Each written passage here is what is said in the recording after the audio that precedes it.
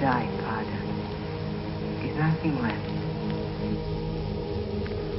Ever since I was a child, I had a feeling that something is missing in me.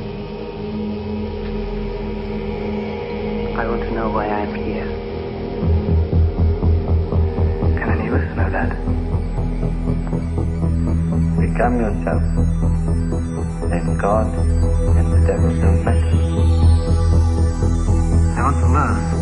I want to understand. Become. Can you find the force to enable these two quite opposite lives to live together in yourself? At any moment, the wolf can devour the lamb. And you must learn what it means to become responsible. This is an exact science. And that is why you are here. From the foreknown history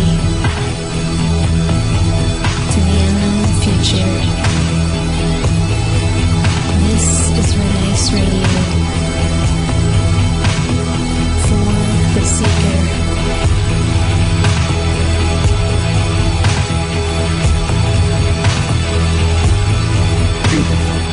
And knowing the point. One must strive to know.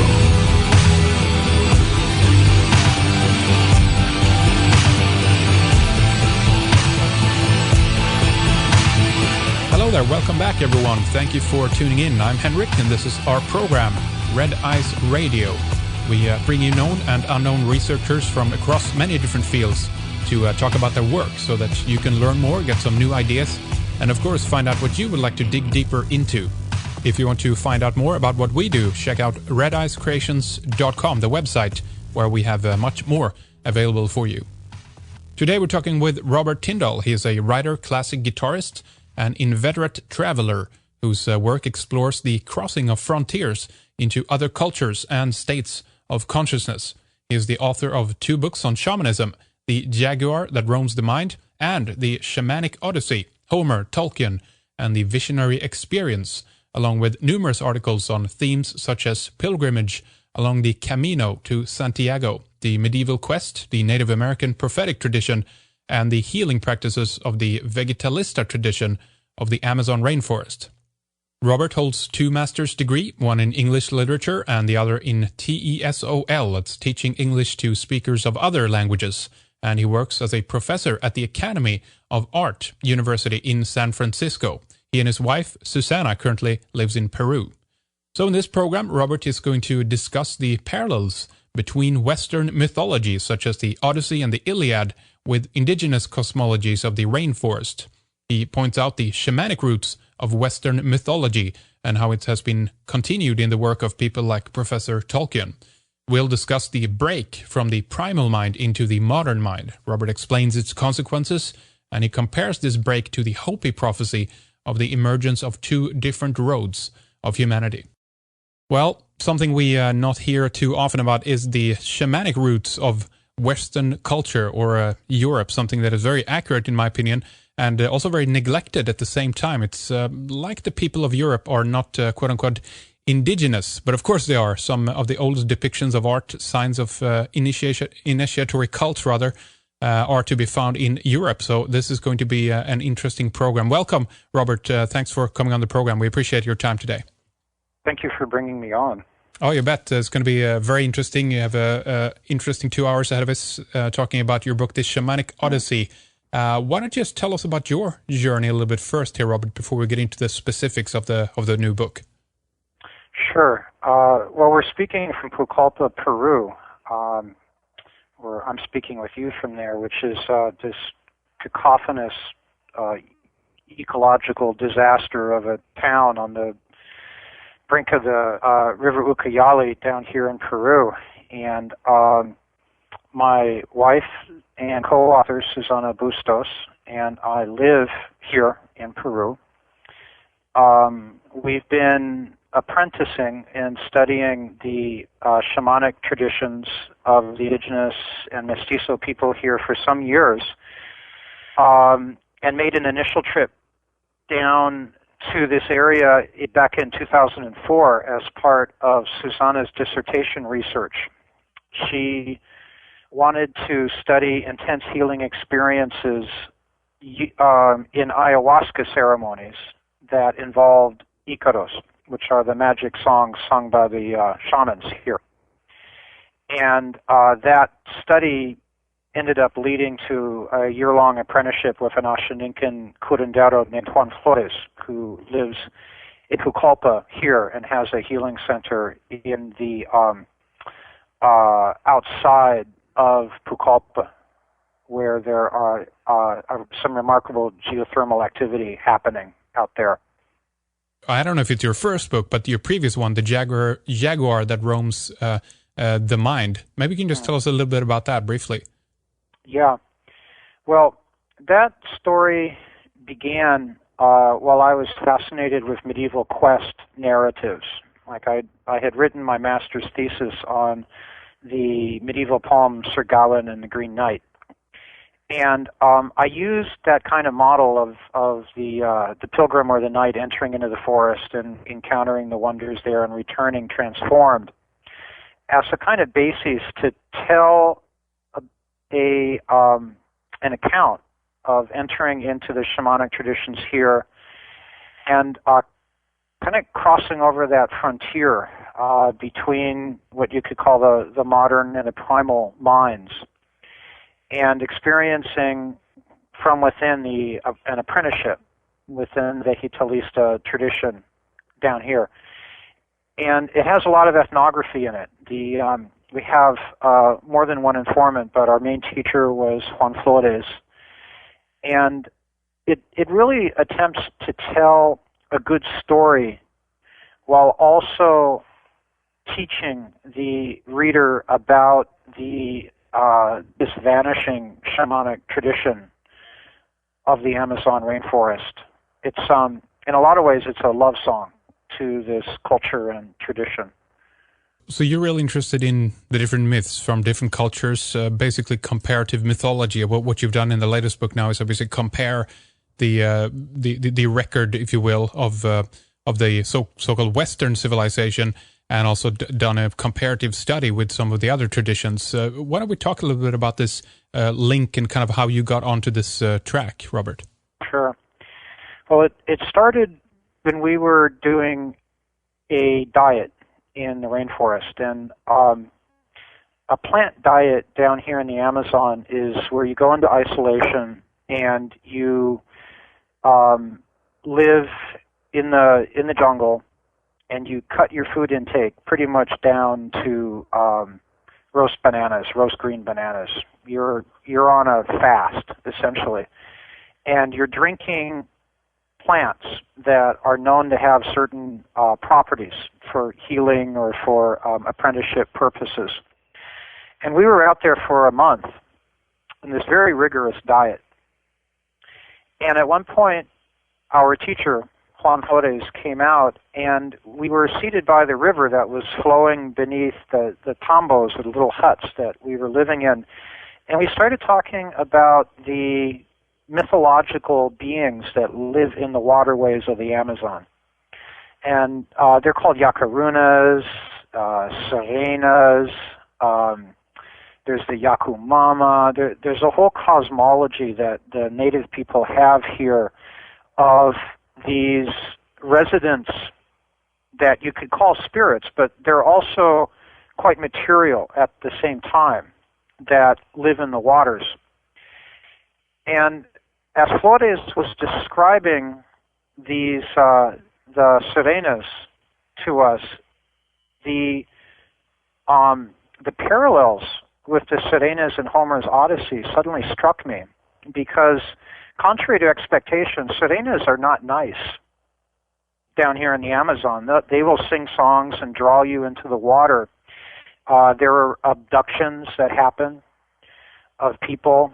They're dangerous.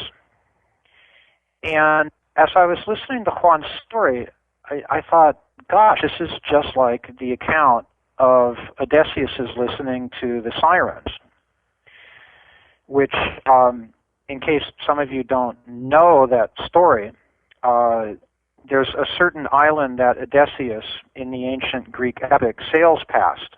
And it's known to entrap mariners within the tractor beam of the song of these creatures called sirens that live on it. And the song is so addictive that the sailors will actually leap off the boat and swim to shore enraptured by it, and then they'll lie there and die. They simply, there's like no coming home to the wife and kids. It's all over with. You're caught within their tractor beam. And Odysseus actually voluntarily listens to that song, which is very interesting in itself. But at that time, I was struck by the parallels between these mythological beings, and I asked Juan if he had heard of Homer's Odyssey, and he told me no. And I described the story to him, and at the end, Juan nodded his head and said, "Yep, that's them, all right." So that stayed in my mind. We were in the midst of a pretty intense apprenticeship at that time, and we were filling up notebooks with material, but I kept thinking, how is it possible that in the Odyssey, not only this, but other shamanic features are quite evident once you become familiar with the characteristics of indigenous people and their relationship to a vital sentient universe. In other words, what we dismiss as animism. And there came a time where I sat down to write a little article about the connection between Homer and these ancient cultures and the indigenous cultures of the Amazon, the mestizo cultures of the Amazon, and the book simply burgeoned. I ended up committed to a whole exploration of these hidden roots, basically, of our own literature and our own culture. Very interesting. Now, have you did you study Homer's Odyssey before? Was this just something that you've maybe read in the past in your school days or something like that? Or how involved were you in that at the time? I had not focused on Homer at the university. My main focus had been on medieval literature. And I wasn't that attracted to the Odyssey before I went to the rainforest. It's curious. I'd read it and it hadn't really affected me. And yet, in my years of working with understanding the book and the culture in it, it's become something of a sacred text for me. Deeply, deeply involved in its story, because what we don't realize is that Homer is a comparative modern. He's closer to us in many ways than the original creators of the bardic repertoire that he is communicating. Some of the stories in the Odyssey, you could actually speculate they go all the way back to the Paleolithic cave paintings. They're very, very old. Yeah. And these are stories that were passed down by inspired singers and non-inspired singers for centuries and centuries. So it's a deep well of remembrance to spend time with the Odyssey. Let's talk about you mentioned the origin of the bardic creators. Where does the story come from, do you think? Which one? The Odyssey or the Iliad or well, I guess all of them, you know? Okay. Yeah. Well, okay. The Iliad, of course, has a historical basis. A war really did happen at Troy. And for me, the Iliad is concerned with very different content than the Odyssey. The Iliad is about the tragic spiral of war and its terrible beauty.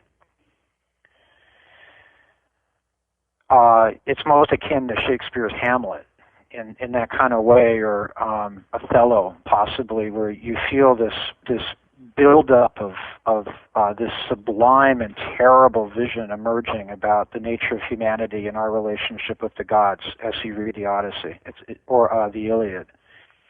The Odyssey is very different in character. You know, like one obvious example, if a hero weeps in the Iliad, it's because he's a coward.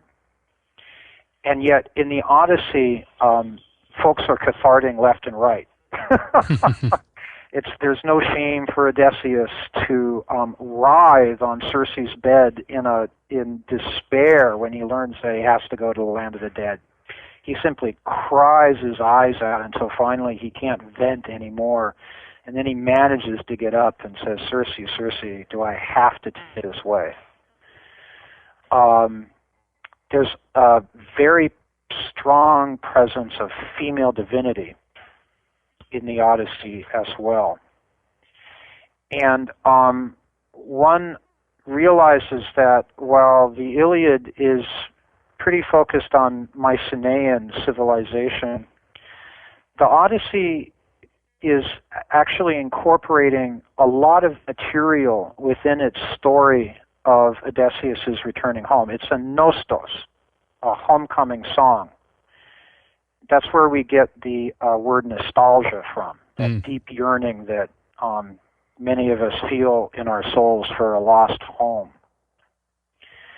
And the return of Odysseus, for me, clearly it's not a historical chronicle, although in ways it can be treated as that. But fundamentally, it seems to serve more than one purpose. And one of those purposes that I focus on in the book is the negotiation between the emerging modern and the indigenous mind.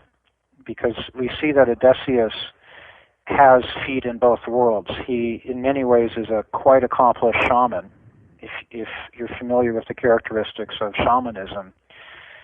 And he's also very much a proto-modern with his individual perspectives and his emerging Greek rationality, his technique, his dependence upon technique as much as magic. These things are all very significant. So you can kind of look at it this way. If the Iliad is like an archaeological dig where you get down to maybe 1200 BC, the Odyssey is an archaeological dig where you hit the floor in a Paleolithic cave. It's very old. Some of the material in there. And it seems to have, at least from my reading, from the perspective that I've developed over the years apprenticing within the shamanic traditions of the rainforest, but also up north. The other major informant for the book is Bob Boyle, who's a roadman in the Native American church. It seems to have some kind of message for our own time. Can you expand on that? What do you think the message is? Well, put simply, I think it's that we need to recognize that there was a break between the primal and modern mind, and it was violent. We have lost our sense of a meaningful cosmos and have been inflicting violence upon not only nature, but people of nature, indigenous people whose perceptions are rooted in natural processes and a sense of eternal return. Indigenous people haven't been kicked out of a garden, in other words. The garden is here. This earth is the garden that they were created to live in, and their rhythms are of the earth, and we've been exterminating them for the past 500 years. And I think the Odyssey can help us reckon with our dark inheritance in that way. And it has hope as well in it, because it shows a possibility for reconciliation. Tell us a little bit more. What do you think happened? You mentioned the primal and the modern mind pretty much. Are we talking about adaptation of Christianity? Is it religion that comes into the picture? What happens? What happened, rather, do you think? Well, that's something that a lot of people have been working on, and I am not the main person by any means. What put bluntly,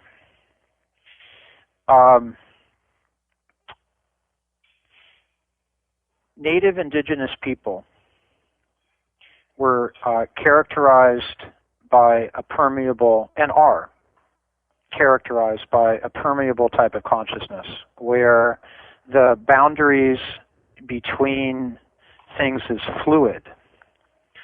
In fact, what I want to do right now is find a quote of the prehistorian Jean Klotz, who put it much better than I did when he was talking about Paleolithic people. He says, traditional people, and I think the people of the Paleolithic had very probably two concepts that change our vision of the world: the concept of fluidity and the concept of permeability. Fluidity means the categories that we have, man, woman, horse, tree, etc., can shift. A tree may speak. A man can get transformed into an animal and the other way around, given certain circumstances. The concept of permeability is that there are no barriers, so to speak, between the world where we are and the world of spirits. A shaman, for example, can send his or her spirit to the world of the supernatural, or can receive the visit of supernatural spirits.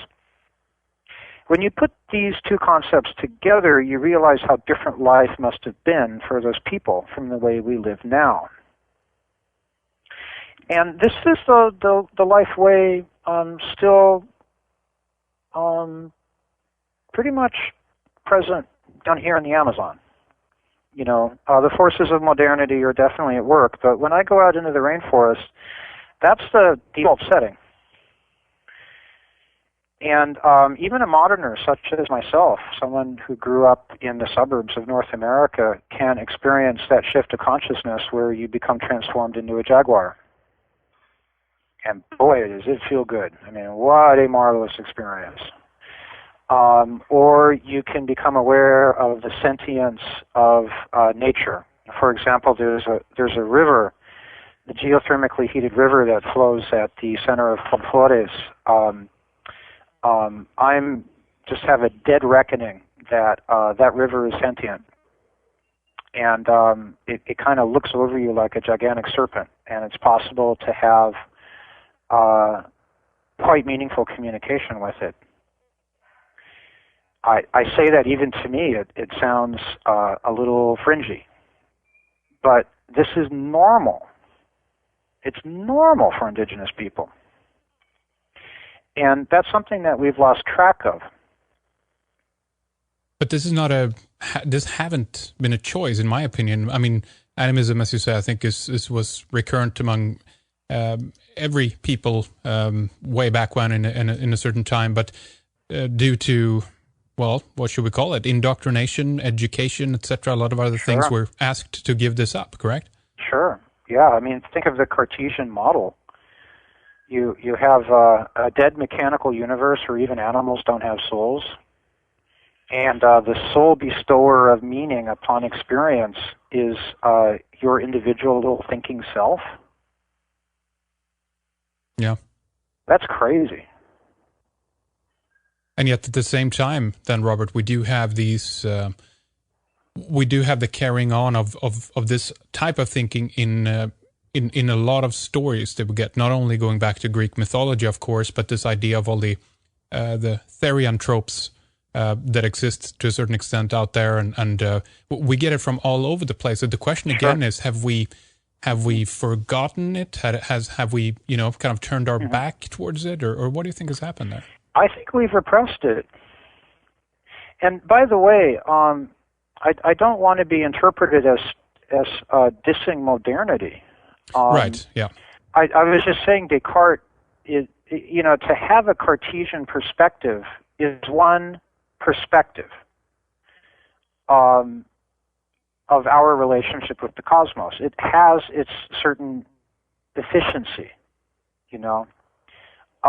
but the problem is it's become the primary mode, and it takes the richness out of life, the beauty out of life, simply on that level alone, to believe that you live in a world that's dead and mechanical. There's a kind of deep sadness that one feels in oneself. And I think that sadness permeates modern culture. On that level alone, the Cartesian inheritance is pretty tinged. It's a mode of perception, but it shouldn't be one that we're limited to. And so I actually think that we can re-educate ourselves to become free from that repressive mode of consciousness, of perception, and to begin embracing the sentience of the cosmos again. And certainly from my point of view, Robert, I see this kind of organically taking place. There's a lot of people who are beginning to look elsewhere. I think a lot of people have been for a long time, and I think on the official record, sure, Western civilization is quote-unquote scientific in its orientation, but nonetheless, there's a lot of people who have a deeper understanding and have walked a completely different path than the official one, if you know what I mean. Yeah, and this, of course, is what the book is attempting to contribute, is some kind of foundation, some kind of cultural understanding from which we can understand where we came from, understand that our ancestors were also indigenous, and start honoring them. Our teacher, Bob Boyle, at one point he was reading over my manuscript and he commented that, we've been dissing our ancestors. We treat Odyssey as if he was a kind of embarrassing backwater relative with a lot of funny beliefs. But, he's okay because he's an emerging modern human being. And this is pretty disrespectful to generations and generations of human beings. Indeed. Campbell talked about that we lack a mythology in the West, etc. And at the same time that I can agree with this, I also disagree with it, because I see kind of running all alongside Western culture is our storytelling, the way we have movies, even to the modern extent. This is still the old archetypal energies coming through in this modern work, right? And Campbell actually wasn't saying we don't have a mythology. He was saying it's out of date. Exactly. That's right. Yes. That's correct. He felt the Mediterranean biblical mythology was woefully inadequate. You know what? There's so many interesting things in the book, and we haven't even kind of finished on the Greek mythology yet. There's so many things there, but you know what? I just want to talk a little bit about Tolkien. I want to bring him into the picture at this point. Sure. And get your take on it, and again see the links, I guess, between the ancient stories and how you view Professor Tolkien's work. Mm-hmm. Yeah. Well, I was moved to draw Tolkien in because he was the great reintroducer of the mythopoeic imagination back into Western storytelling in the previous century. And that was his express purpose, and there's a lovely quotation of his that I'd like to read you. And it actually happened, believe it or not, on the evening that he converted C.S. Lewis to Christianity. And of course, Lewis's Christianity took off in a direction of Belfast Protestantism that Tolkien found a bit appalling. But anyhow, Tolkien did it in a very interesting way. So I'm going to read a quote here from the book The Inklings of Humphrey Carpenter. And that particular evening, Tolkien says to Lewis, "You look at trees and call them trees, and probably you do not think twice about the word. You call a star and think nothing more of it. But you must remember that these words, tree, star, were, in their original forms, names given to these objects by people with very different views from yours. To you, a tree is simply a vegetable organism, and a star is simply a ball of inanimate matter moving along a mathematical course. There we have the Cartesian perspective, yeah? Yeah. But the first men to talk of trees and stars saw things very differently. To them, the world was alive with mythological beings. They saw the stars as living silver, bursting into flame in answer to the eternal music. They saw the sky as a jeweled tent, and the earth as the womb whence all living things have come. To them, the whole of creation was myth-woven and elf-patterned. And that's the animating spirit of all his work. Yeah. I'm thinking about the Ents, of course, in the Lord of the Rings. Fanghorn was exactly the one that I had in mind as well. These sentient trees that here in the Amazon, when you begin dieting the palos of the various trees like Chihuahuaco and Chuchuasi and Little Puna, Ajosquiro, many different plants down here, you begin to get to know the individual characters of these trees and to reverence them for their sentience. And you learn songs to them. Okay, so what would you say then, in a sense, if we talk to a material scientist, let us say, that would you try to explain that the things around us are alive as human beings and animals are alive, or is there something else we can communicate, I guess, to someone to try to kind of get into this mindset of what you're talking about? Boy, that's a tough one. Sorry about that. Does anyone have the answer out there? Maybe some do, yeah. Gosh. Yeah. There's a big divorce between these modes of apprehension, for sure.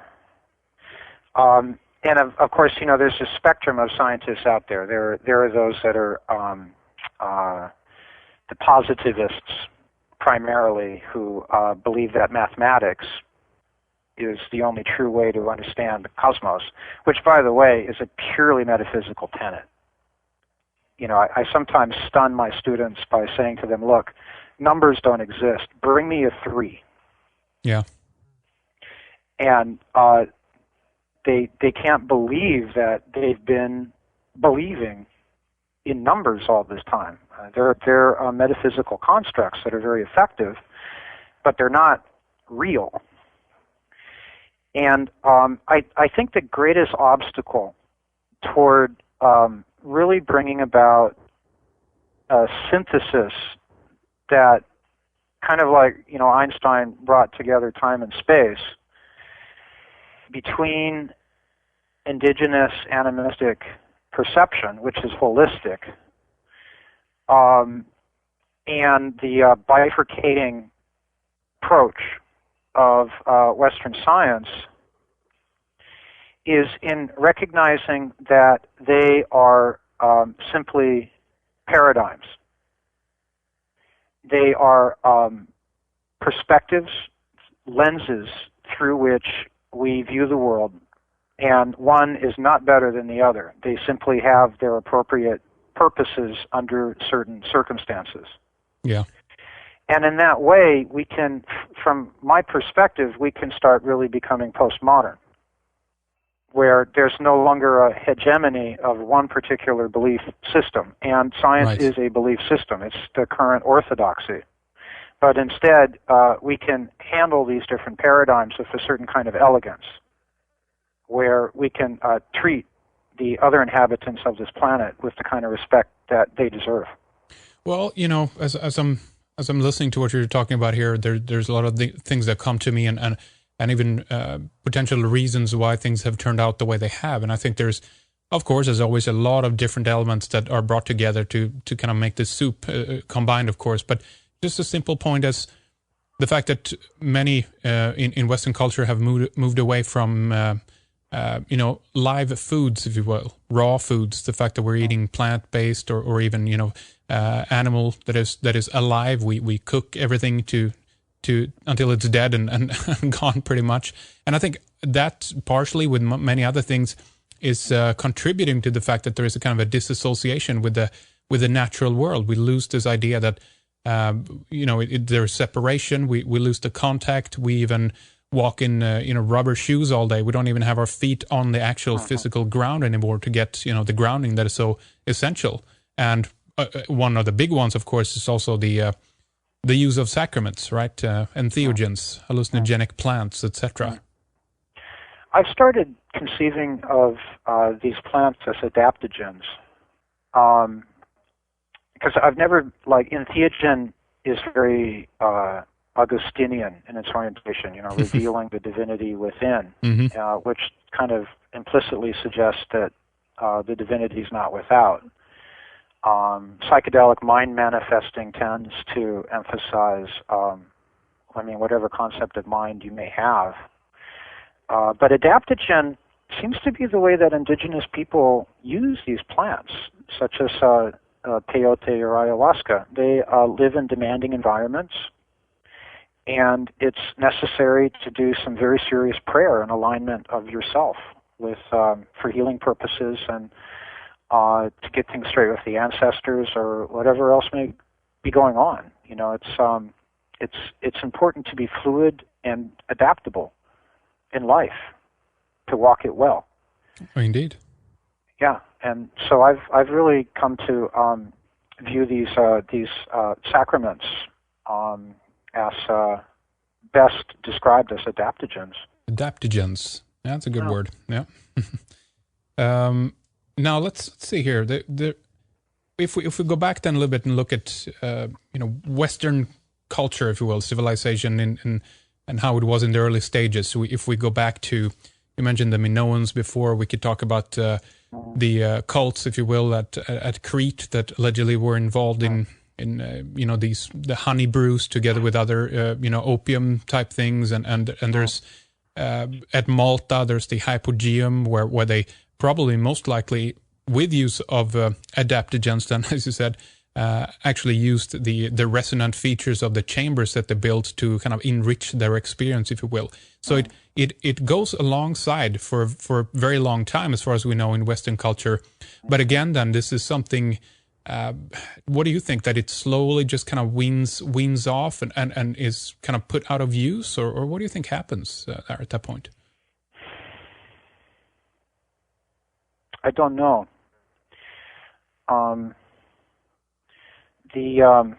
When I discovered the Hopi prophecy that comes from David Manyonyi, was shared with the peyote shaman that we work with in the Native American Church, I was very deeply struck because I think that sometimes indigenous perspectives sort of take in the whole movement of modernity, and we're inside modernity trying to figure it out, but they're like on the outside kind of looking at it, and they seem to have longer time trajectories in certain ways that are really worth considering.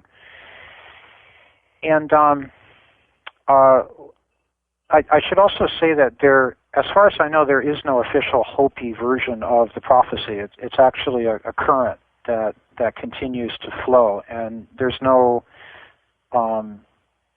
sort of written official version like you find in the Bible.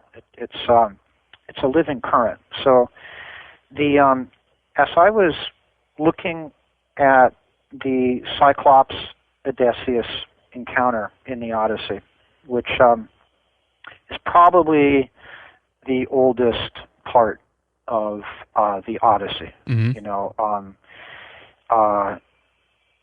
The German philologist Walter Burkert pointed out a long time ago that the Cyclops has a lot of the characteristics of a master of animals divinity. And also the way that Odysseus blinds the Cyclops is he actually fashions a Paleolithic hunting spear on the floor of the cave using a fire, when he has a perfectly suitable sword right at hand to use on the Cyclops. But instead, he goes in for ancient ritual magic. He goes for the Paleolithic hunting spear in order to steal the herd of the Cyclops And that's where Burckhardt identified the imprint of the master of animals figure, because that's what in more than one traditional indigenous culture the shaman's role was to keep the relationship with the master or mistress of animals flowing so the people could eat. Now, in that scene, it's marvelous what happens, because it shows Odysseus at his absolute worst.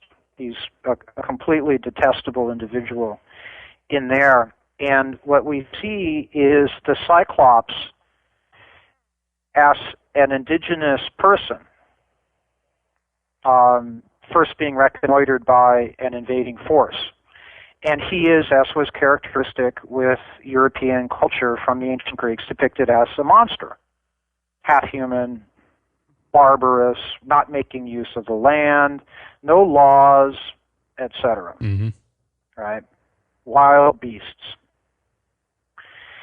And after the Cyclops is blinded so that Odysseus and his men can rustle the herd and escape, there's a very interesting exchange that happens between the Cyclops. Oh, and by the way, here's another two really interesting features of this story. The first is Odysseus stuns him with powerful drink. Now, that should sound really familiar as a way to render indigenous people helpless. Right. And it's not just wine. You know, the ancient Greeks could make wines that were so powerful by putting in plants that were narcotic that this particular wine that Odysseus gave straight to the Cyclops was one that you had to only drink to 1 part to 20 of water. It was so potent. He knocks out the Cyclops with booze, and then he rustles the herd, and when they set offshore and they're starting to escape, Polyphemus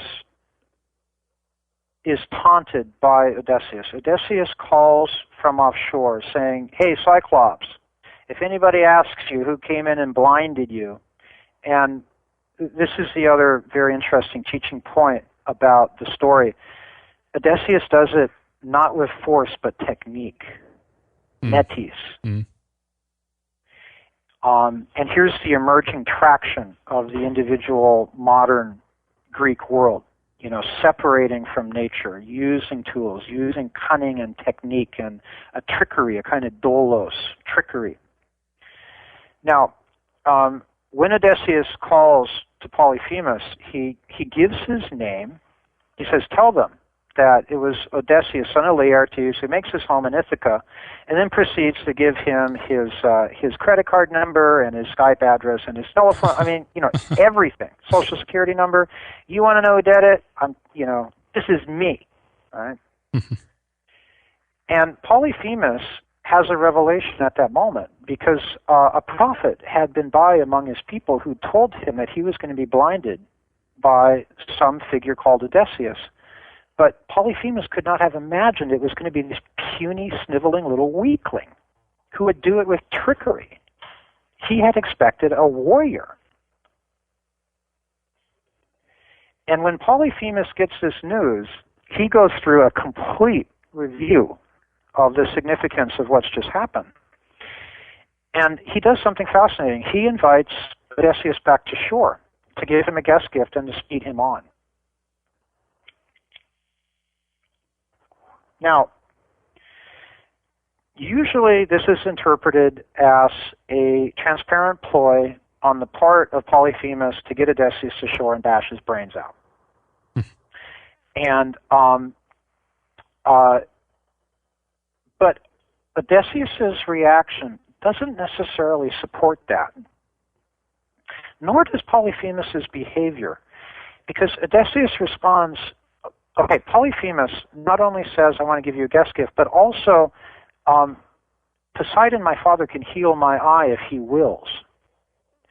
And when you start making the connection of, well, Odysseus must go back to shore in order to do some kind of prayer or something, which is necessary to get Poseidon to heal Polyphemus's eye, we realize that the Cyclops is not only inviting Odysseus to come back to heal him out of respect for what he's learned about who this guy is who just visited him, but he's also offering to bless his journey home.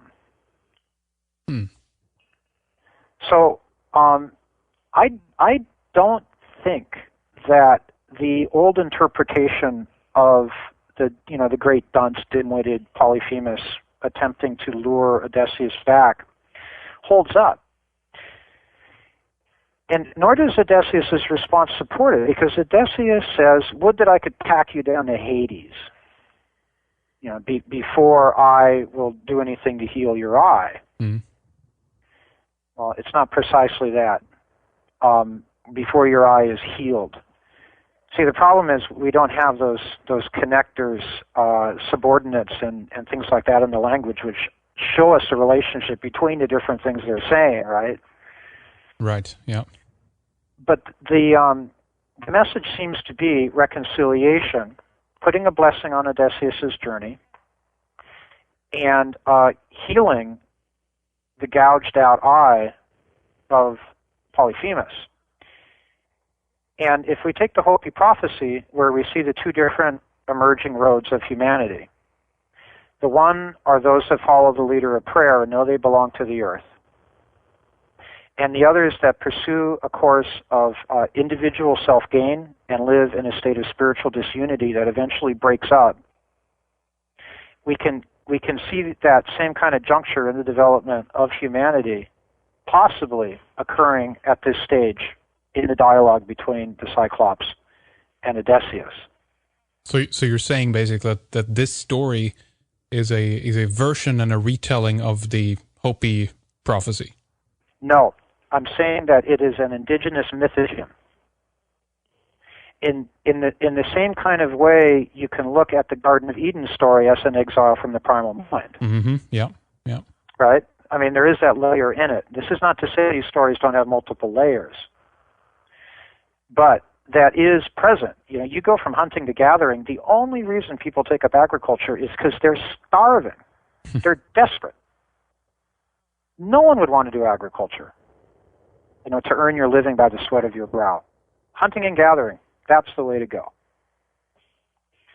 And so we find that break with the primal mind happening, just the awakening of Adam and Eve in the garden to realizing they're naked.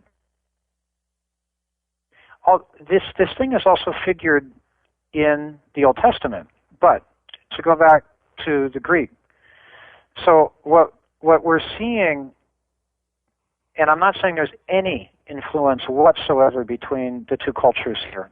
They're completely distant in space and time, but there seems to be a fundamental insight into the emergence of two roads of humanity. That one that's going into modernity, and which also for the Greek oral tradition, if we take the message as being that, is cursed because of the violence of its rupture with the primal mind. So all of these different things are connected, obviously, in your view. We're talking about the Paleolithic approach to food and nourishment versus farming. We're also talking about this split or something happening at this point where, well, I mean, if we look at this from the point of view of those who are evolutionary believers, it's almost like we at some point kind of become aware then that we're like alone, if you will, vulnerable. We realize that we don't have sharp, claws and big teeth like all the other animals out there, and we're forced to, kind of cover up. We're forced to develop our wits, our brain, our cunning to survive. So this is connected in some way here. Well, I'm not so certain. I actually see it more as the loss of symbiosis.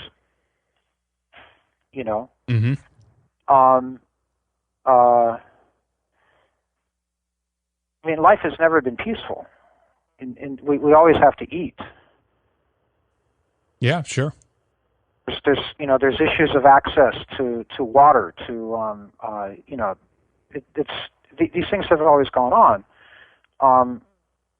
And I think that more what these particular stories from this particular time, or this indigenous perspective, to put it better, are looking at is that break between the knowing you belong to the earth, that sense of what Jean Klotz describes, of the fluidity and the permeability, and also, of course, a sense that, and this is not figured in the behavior of the Cyclops, by the way, but more generally, in a sense of the sacredness of the cosmos. For indigenous people, the world itself, the elements, are sacred. So you can't poison the water if the water for you is the source of life, and you reverence it. But with this emerging break between that symbiosis of our own consciousness with the consciousness of the rest of the planet, we begin seeing these problems cropping up, and we get these beautiful artifacts, like Hamlet, Mm-hmm. Or Copernican theory, or just, some really marvelous outcomes in terms of this emerging modern perception. But it's also got the side that we're all aware of, and I think is being most strongly expressed right now by the ecological crises that we're sliding into. Yeah, so it within these tools there is a seed for destruction, and again, as everything can be used for good or for bad. And as you say, I'm on your page with that. There's phenomenal knowledge that have come out of this line of thinking, if you will, as well. Today we're I'm feeling also we have a going back to source. Today scientists, some anyway, are going so far that they're almost tapping into something which is connecting more with the mystical mind, if you will, that kind of approach. I'm talking about things like quantum physics, for example. There's a lot to be gained in there as well. So we've walked down this path probably for a reason, right, Robert? Well, I don't know who designed this or if there's a reason. I like to have a kind of similar faith as the Greeks had in the physis, which is the innate capacity of human beings to heal themselves and find equilibrium, which is why I think these adaptogens are just so valuable for us right now. They're great teachers. You know what? I want to discuss that a little bit more in the next segment. We're going to take a break here in a few minutes. This is very interesting. A lot of things to weave together here. But it's very interesting. Some new ideas here. We've talked similar lines in previous programs, of course, with the breakup of the bicameral mind, etc. There's things that resonate here quite well. But Robert, why don't we talk about where people can go to buy a copy of the book, your websites, etc. Give us all the information here. Well, I'm in Peru right now, so I'm not sending any signed authors' copies to anybody. But it's on Amazon. It's everywhere. It's in local bookstores throughout the United States and Europe. Certainly you can get it off of Amazon or Borders or any online source. Very good. Do you have a personal website, Robert, at this point? I do. It's called Roaming the Mind, roamingthemind.com. Roamingthemind.com, yeah, definitely. And okay. It's the blog of my wife and myself. And there are things posted primarily about shamanism and cultural phenomenon. I don't know, just whatever really strikes me as interesting. I just wrote a posting on Spirited Away, Hayao Miyazaki's Spirited Away, because there's so much wonderful kind of folkloric elements from the Amazon in it. If you take a look, he's such a wonderful, wonderful storyteller and filmmaker. And the river that comes in to be cleaned up, right? The spirit of the river God. goes to the bathhouse. And the medicine sure. that the river god gives to Sen, just like the best cinematic episode of vomiting ever. The biggest purga that you could imagine. That's right. Yeah. So we're really interested in culture, and also we talk about our work there and the journeys that we assist to the Amazon, and healing processes are of real interest to us. Very good. Roamingthemind.com will get you more information, and again, then of course the full title for the book is The Shamanic Odyssey: Homer, Tolkien, and the Visionary Experience. We're going to take a short break here. We'll be right back with Robert Tindall. Stay with us. We have more radio coming up in the next hour. We'll proceed to talk about the shamanic aspects in the Odyssey, including its references to sacred consciousness-altering plants. And later we talk about J.R.R. Tolkien and what Robert calls the intensified trajectory of consciousness, and he gives us his take on where he sees the current road taking us. We have hundreds of hours of radio on all kinds of different topics available to you as a subscriber to redicemembers.com. That's the place to go when you want to hear more. Not only, of course, the continuation of this program, we have all our content archived from 2006 up till today on the website. So why not give yourself a gift of extraordinary explorations into the wonderful and bizarre, many of the things that, as you know, most people have no clue about. And by the way, we have coming up later on the program Russell Targ, part 2 with Ulla Dammegård and Randall Carlson, among others, next. Stay tuned. You can subscribe to our RSS feeds, of course, but we'll proceed right now with the next hour with Robert Tindall. Thank you for listening.